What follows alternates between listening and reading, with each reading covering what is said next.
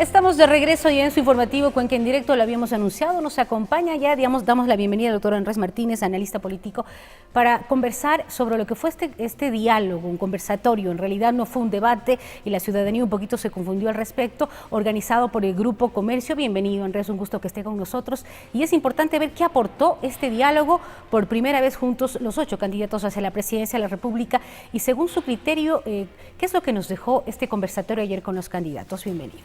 Muy buenas tardes, Karina, y un saludo cordial a todos los televidentes que nos ven a través de Unción Televisión.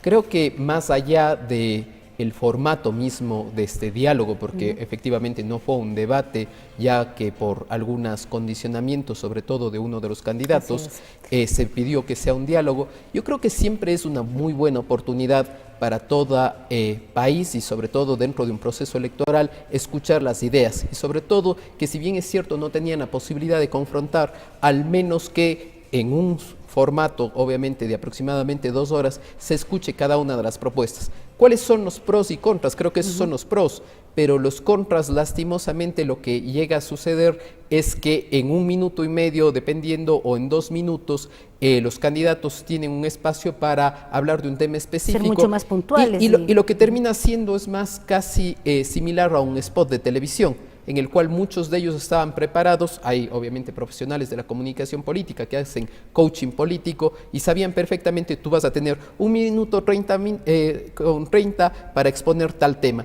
Entonces, algunos, por ejemplo, la señora Viteri cambió totalmente el esquema que manejó en el debate organizado por las cámaras. ¿Eso fue positivo tal vez para ella en su Yo creo que para ella fue bastante antagónico. Si recordamos qué sucedió con Viteri en el debate de las cámaras, ella fue muy agresiva, se quería mostrar como el alfil de Febres Cordero. Eso no le favoreció. No le favoreció, tuvo muchas críticas. Decían está atacante y no está proponente. Sobre eso, ¿y qué hizo ayer? En cambio se mostró una figura criticable para muchos, como una madre de familia, mucho más cercana, más familiar, tratando de ser mucho más ecuánime y con temas más cercanos. Sin embargo, otros candidatos, por ejemplo, el señor Espinel, característico sin su chaqueta, queriendo mostrar juventud y con una serie de formas de expresarse con muchos gritos, muy sonoro, y los otros candidatos al contrario con un mensaje muy blando sin salirse de los parámetros. Y en el caso del candidato oficialista creo que fue interesante verle cómo se desarrolla dentro de un tiempo determinado y sobre todo no solamente el tiempo, sino teniéndoles dentro del set al resto de personas, que en este caso son los otros candidatos y quienes de una u otra manera obviamente hacían críticas respecto a cómo se está llevando el actual régimen.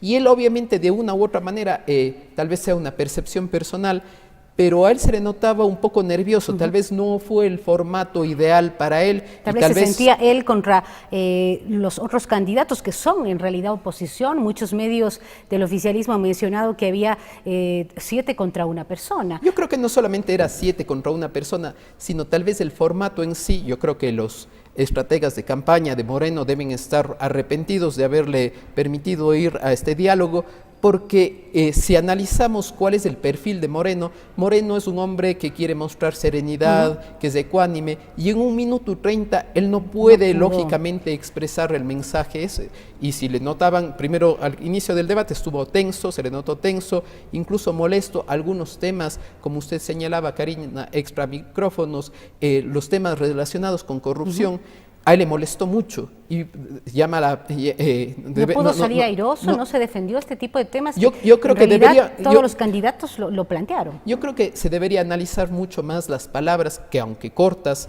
creo que dejaron un mensaje profundo del candidato Moreno, porque dijo, vamos a combatir a la corrupción pasada y presente.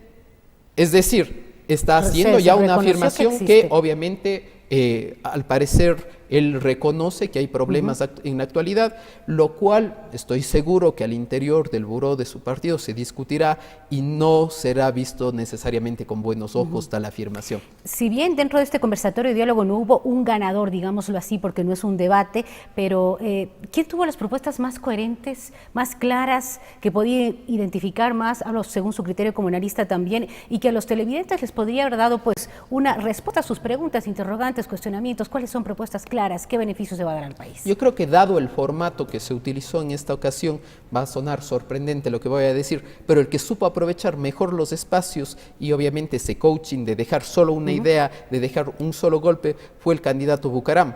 El candidato Bucaram supo aprovechar los espacios, a diferencia de lo que sucedió, por ejemplo, con el candidato Pesantes, con el candidato Zuquilanda o con el candidato Moncayo, que si bien es cierto querían contar muchas cosas, pueden tener excelentes propuestas, obviamente las personas que no se manejan los tiempos, y usted sabe que el tiempo en televisión es fundamental y se tiene que dejar un mensaje claro.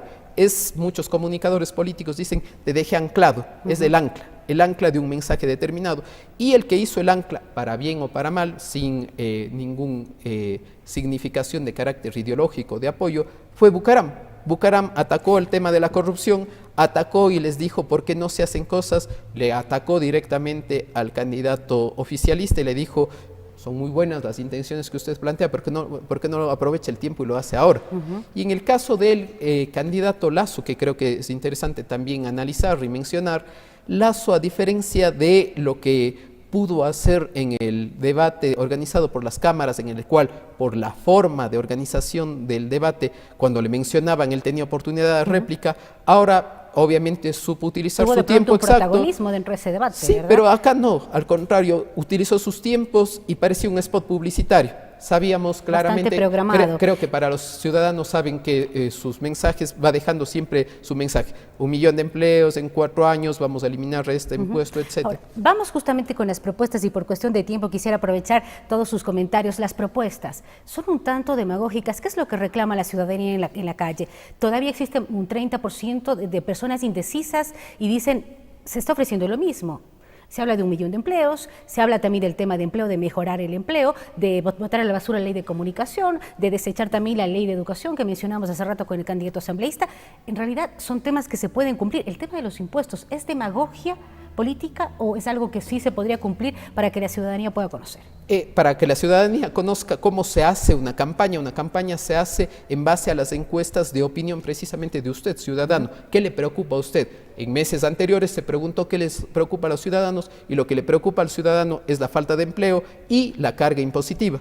No es de sorprender y que ya merece la pena sobre eso van las propuestas. Recalcar. El día de ayer el candidato Moreno, no sé si se dieron cuenta, primero Lasso no era una sorpresa, él tiene hecha su declaración juramentada en la cual va a eliminar determinados impuestos. 3, si no estoy mal. Sí, 3 impuestos. Y a continuación Moreno toma la misma idea, al parecer, no sé si fue debidamente calculado, y dice exactamente lo mismo, ¿sí? Es decir, un candidato que se precia ser de centro derecha, porque obviamente Lasso va por ahí, y un candidato de centro izquierda, más hacia la izquierda, dice exactamente lo mismo y dice, porque Moreno lo dijo, voy a reducir el impuesto al valor agregado del 14 al 12%.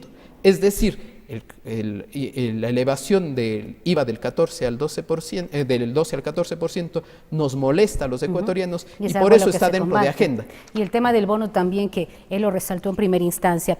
Si es que hacemos un análisis ya general, tenemos 30 segundos nada más, este conversatorio fue positivo, la ciudadanía puede conocer y votar más informado después de estos espacios. Creo que fue una oportunidad muy buena para la ciudadanía para conocer realmente a sus candidatos, no conocerlos tan solo en una tarima o en su defecto solamente a través de un spot publicitario. Siempre el diálogo y siempre las ideas construyen una sociedad y una sociedad democrática necesita siempre el diálogo. Muchísimas gracias, Andrés, siempre un gusto tenerlo. Estaremos invitándole de nuevo porque es importante, el tiempo en televisión es corto, pero usted también pues debe informarse y estar con todo el conocimiento de cada una de las propuestas. El próximo 19 tiene la última palabra. Vamos a invitarles a una breve pausa publicitaria. Tras el corte, más en Cuenca en Directo. Siga con nosotros.